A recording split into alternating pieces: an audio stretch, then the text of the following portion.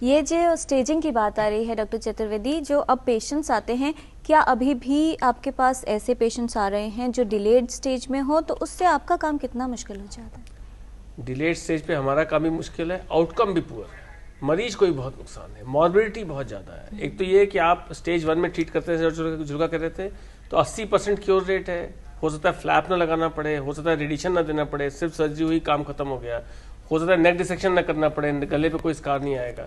वही चीज़ स्टेज 2 में जाती है, आपको ये सब करना पड़ेगा, तब भी आउटकम थोड़ा बेटर है, 70-75%। स्टेज 3 पे आते ही आप सर्जरी भी कर रहे हो, रेडिएशन भी दे रहे हो, कीमो भी दे रहे हो, स्कारिंग भी हो रही है, च्यूइंग में प्रॉब्लम हो रही है, उसके बाद भी 40% क्योर रेट है। इससे पहले कि हम चर्चा को आगे बढ़ाएं, हम जरूर किसी न किसी की कहानी के माध्यम से ये समझने की कोशिश करते हैं कि जिसके साथ भी ऐसी कुछ समस्या होती है या पीड़ित होता है वो इस रोग से, तो किस तरह की लड़ाई होती है और किस तरह उसे जीता जाता है। आइए देखते हैं इस कहानी को।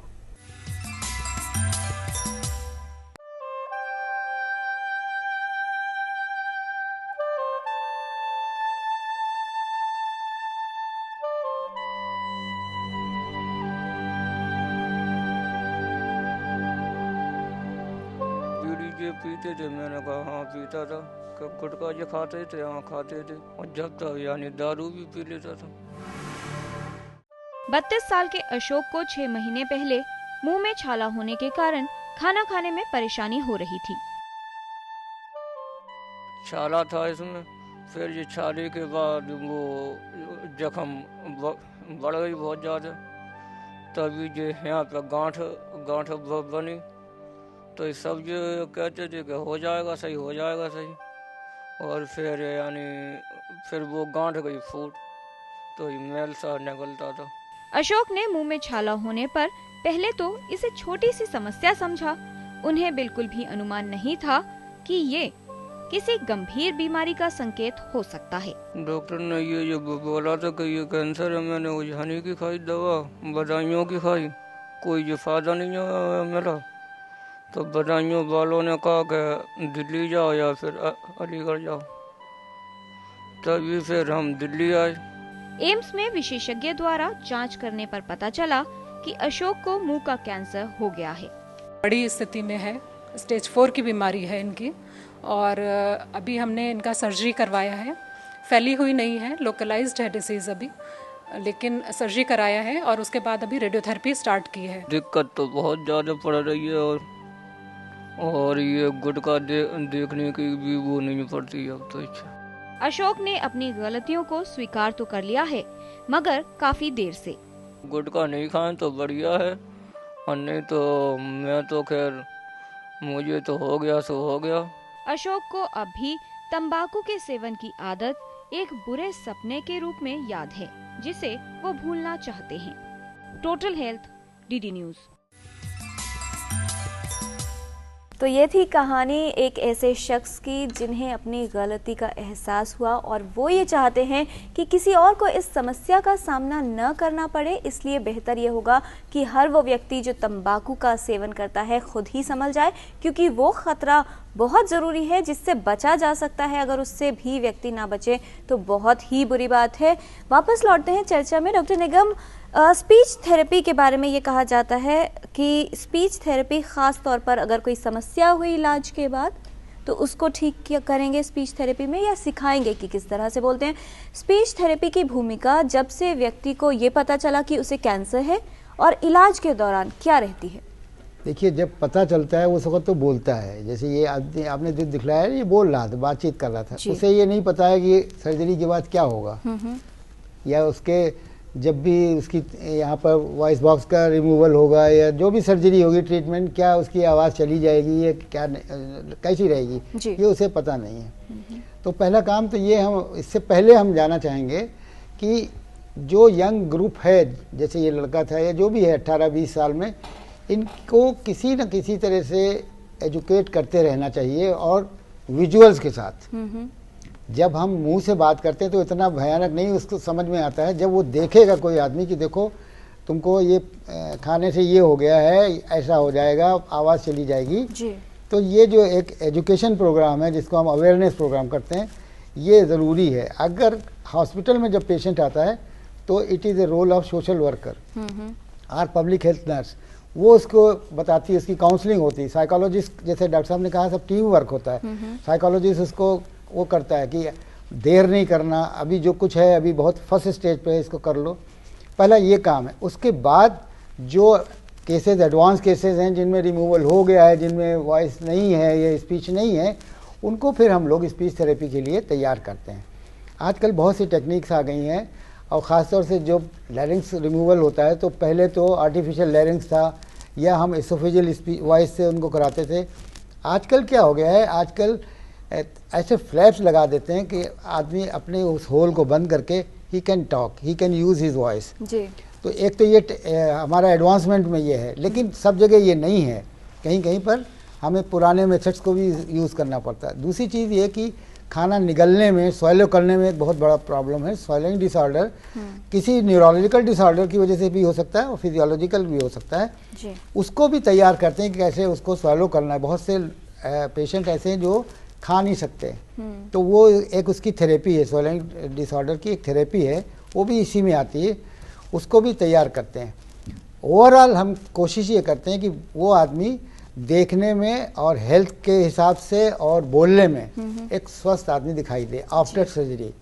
ऐसा बहुत से केसेस हैं जो 20-20 साल हो गए हैं उनको रिमूवल के, और बिल्कुल आराम से कर रहे हैं, और उनको सब परहेज बताते हैं कि आप जो कुछ भी आपने किया है वो आप मत करना, और you live long with this voice and speech. Doctor Nigam, एक जो बात आ रही थी, जैसे डॉक्टर चतुर्वेदी और डॉक्टर जिल्का ने कहा कि अगर देर से लेट स्टेज में सामने आता है तो इलाज जितना मुश्किल होता है व्यक्ति के लिए भी उतनी मुश्किल होती है। आपसे ये जानेंगे कि जैसे अगर लेट स्टेज में सामने आया, सर्जरी करके उसका कुछ ज़्यादा लैरिंग्स का ज़्यादा भाग निकाल दिया गया, तो एज अ स्पीच थेरेपिस्ट आपके लिए कितना चैलेंजिंग या कितनी मुश्किल की बात? देखिए, कई स्टेजेस हैं। अगर मान लीजिए उसका जो सर्जरी हुई है और वो यूज़ कर सकता है, अगर जिस तरह की सर्जरी हुई है कि अगर वो यूज़ कर सकता है अपनी वॉइस को, आजकल जो फ्लैप्स लगाए हैं, ब्लूम फिंगर वो बोलते हैं उसको जी, अगर उससे वो कर लिया या आर्टिफिशियल लैरिंग से हो गया तो ठीक है। नहीं तो फिर अगर किसी हालत में कोई उसकी कम्युनिकेशन स्किल बोल के नहीं है,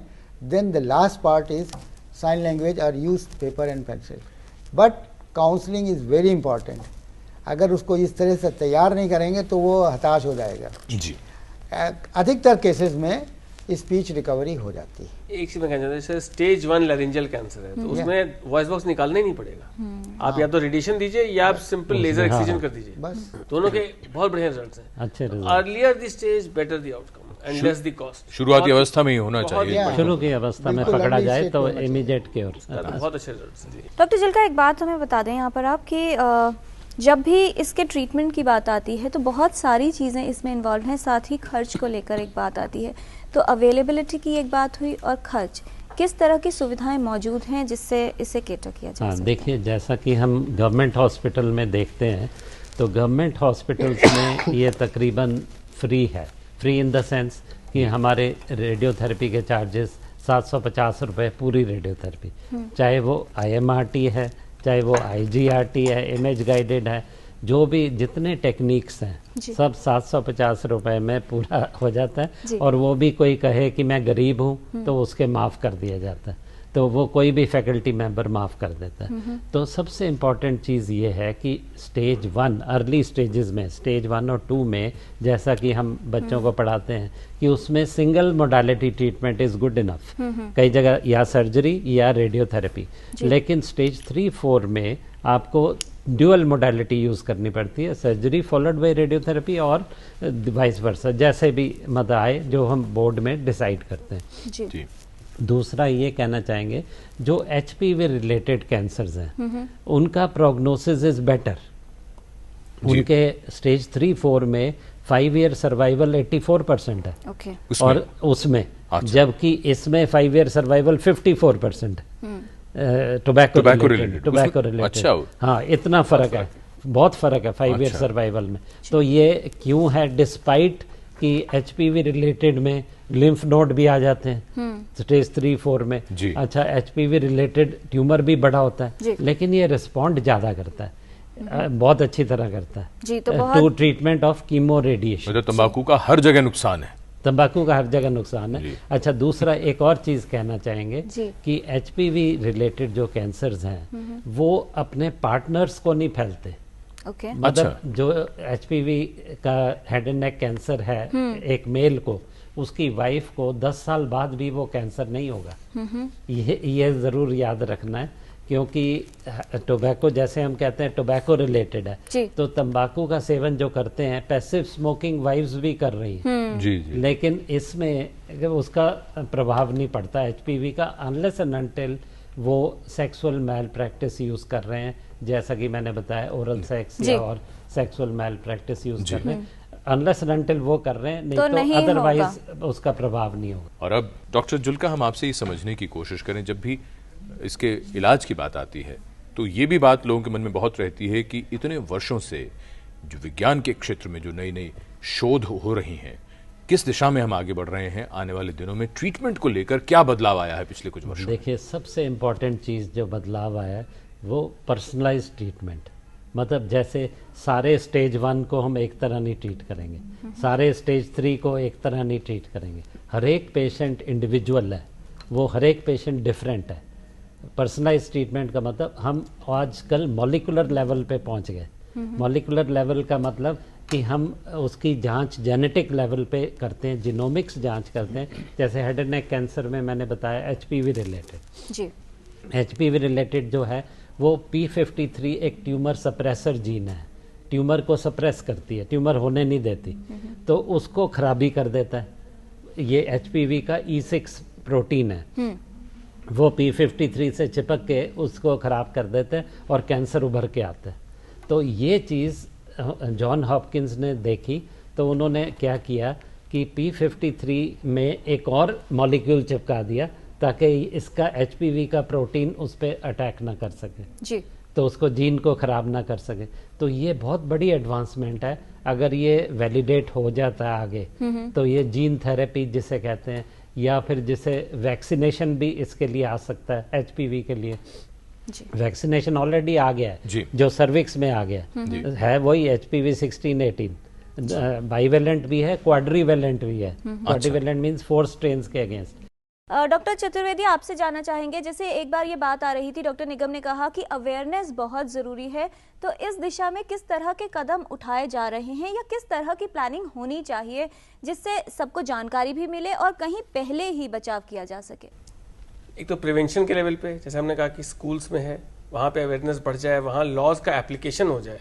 जैसे स्कूल के 100 मीटर की परिधि में कुछ दुकान कुछ भी नहीं होना चाहिए, अब अभी भी वो सब चीजें वायलेट होती हैं। स्कूल में कोई स्टाफ को तंबाकू यूज नहीं करना चाहिए, तब भी वो वायलेट होता है।